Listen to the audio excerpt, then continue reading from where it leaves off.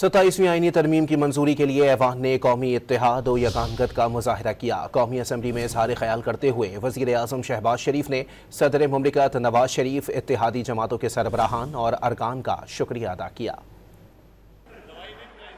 और कौमी इत्तेहाद और यगानगत को फ़रोग़ मिला। मैं समझता हूँ कि इस ऐवान को मुझे अपनी तरफ से और तमाम कायदीन की तरफ से दिल की गहराइयों से शुक्रिया अदा करना है और मुबारकबाद पेश करनी है। 27वीं आईनी तरमीम की मंजूरी के लिए ऐवान ने कौमी इत्तेहाद और यगानगत का मुजाहरा किया। कौमी असम्बली में इज़हार ख्याल करते हुए वज़ीर आज़म शहबाज शरीफ ने सदर मुमलिकत नवाज शरीफ, इत्तेहादी जमातों के सरबराहान और अरकान का शुक्रिया अदा किया और कौमी इत्तेहाद और यगानगत को फ़रोग़ मिला।